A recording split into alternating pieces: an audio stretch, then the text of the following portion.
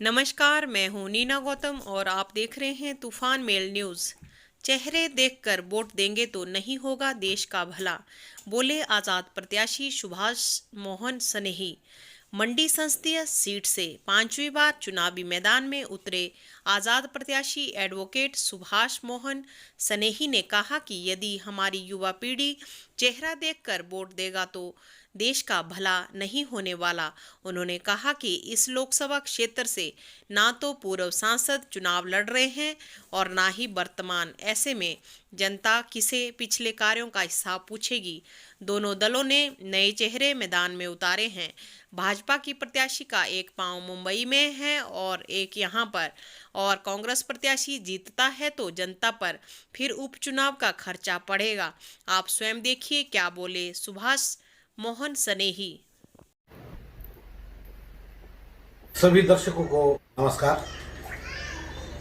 आपको मालूम है कि लोकतंत्र के इस महापर्व में मंडी लोकसभा से इस बार करीब 10 जो चुनावी योद्धा मैदान में हैं और 11वां नंबर नोटा का है। इस दौर में हम आम जनमानस से ये आग्रह करेंगे कि आपके पास छांटने के लिए, चुनने के लिए 10 नुमाइंदे, 11 नुमाइंदे मौजूद हैं विद नोटा। और हम ये भी साथ में कहना चाहेंगे कि आज के दौर में यहाँ पर जो मुख्य 2 राजनीतिक दल हैं, इनकी तरफ से इस तरह के नुमाइंदे उतारे गए हैं। एक नुमाइंदा ऐसा है जिसका एक पैर बॉम्बे में है, दूसरा मंडी में है। क्या वो जिस तरह से आजकल चुनाव प्रचार में आज गांव-गांव में जा रहे हैं, क्या वो आने वाले समय में भी गांव-गांव के दौरे करेंगे? क्योंकि पूर्व का अगर हमें ज्ञात है तो इस संदर्भ में हम आगे बात करेंगे, परंतु क्या वो गांव-गांव के दौरे दोबारा करेंगे? दूसरे राजनीतिक दल की बात करते हैं। दूसरे राजनीतिक दल में कांग्रेस पार्टी से एक नेता हैं, मंत्री हैं, और जो कि अभी वर्तमान में किसी क्षेत्र से चुनकर आए हैं। अगर वो मंडी लोकसभा क्षेत्र से चुनकर जाते हैं, क्या जिस सीट पर जो सीट खाली होने वाली है, क्या उस सीट का जो चुनाव होगा, उपचुनाव होगा, वहाँ पर उसका पैसा वो भरेंगे आने वाले समय में इलेक्शन कमीशन के पास कि भाई, क्योंकि वो अननेसेसरी जो पब्लिक मनी है वेस्टेज होगी। क्योंकि अक्सर जो चुनाव होते हैं सिर्फ इसलिए होते हैं, या तो किसी चुना हुआ नुमाइंदा उसकी मृत्यु हो जाती है या किसी वजह से वो अपना कामकाज पूरा नहीं कर सकता। आज के दौर में सिर्फ यही प्रश्न है, लोगों को भी इस तरह का प्रश्न इनसे करना चाहिए कि क्या अगर वो मंडी लोकसभा क्षेत्र से चुनकर जाते हैं, क्या जो जिस विधानसभा क्षेत्र से वर्तमान में वो विधायक है, उस विधानसभा में जो उपचुनाव होगा आने वाले समय में, उसकी भरपाई वो अपनी जेब से भरेंगे या नहीं? इसके साथ साथ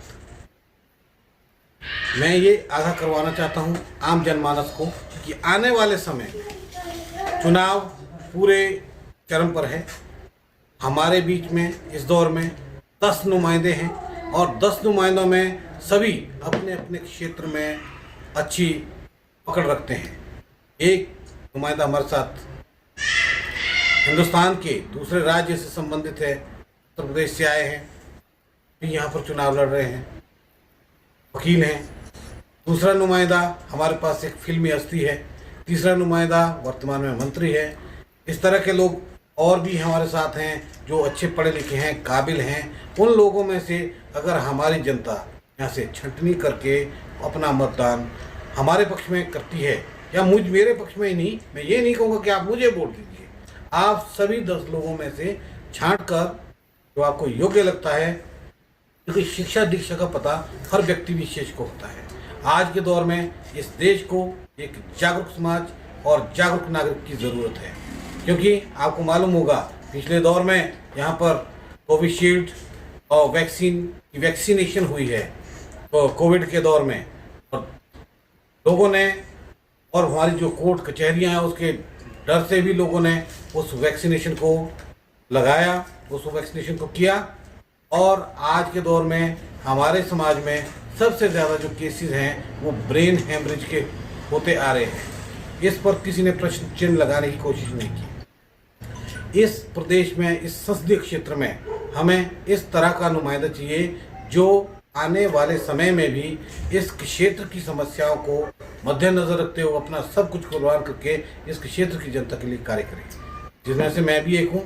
मैं पेशे से वकील हूँ, मैं लंबे समय से अपने संसदीय क्षेत्र में हूँ और मैं चाहता हूँ अगर मुझे ये मौका मिलता है इस चुनाव क्षेत्र से, मंडी लोकसभा से जीतने का, तो मैं अपने मंडी लोकसभा क्षेत्र के अंदर सड़कों, सुरंगों, हवाई सेवाओं, रेलवे सेवाओं और जिस तरह से हमारे पास स्वास्थ्य सुविधाओं की कमी है, इन सुविधाओं से आम जनमानस को नवाजने की मैं पूरी कोशिश करूँगा।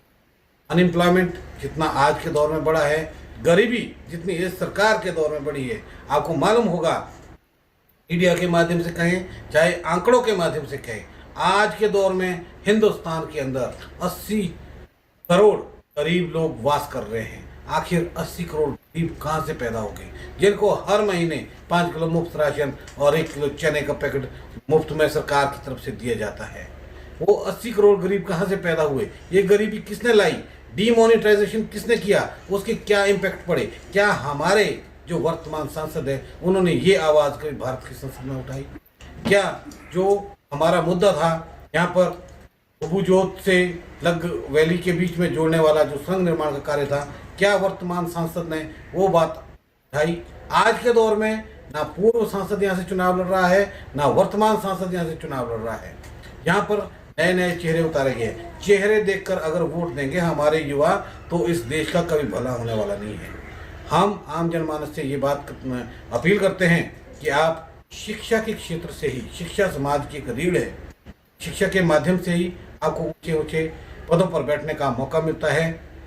आप डीसी बन सकते हैं, एसडीएम बन सकते हैं, आप प्रोफेसर बन सकते हैं, डॉक्टर बन सकते हैं, अच्छे मैनेजर बन सकते हैं। शिक्षा के माध्यम से पढ़ेंगे लिखेंगे नहीं तो आपके हाथ में कुछ आने वाला नहीं है। एक अच्छे पत्रकार बन सकते हैं, एक अच्छे कॉरेस्पॉन्डेंट बन सकते हैं, एक अच्छे इंजीनियर बन सकते हैं, परंतु अगर आप शिक्षित ही नहीं होंगे तो आपको कौन सा फायदा आज के दौर में मिलेगा।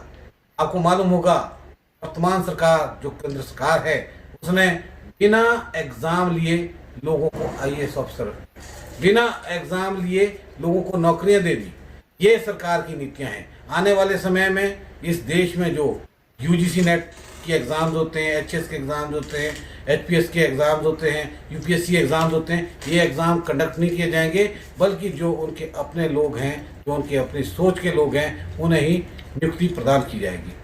मेरी आम जनमानस से गुजारिश रहेगी कि इस तरह के, आपको मालूम होगा हमारे देश के जो सम्माननीय प्रधानमंत्री है, उन्होंने हमें कहा था कि अगर मैं अच्छा नहीं कर पाया तो मैं झोला उठा के चला जाऊंगा। मैं ये कहता हूं अगर हम हार भी जाएंगे तो हम फिर भी लोगों को न्याय दिलाएंगे।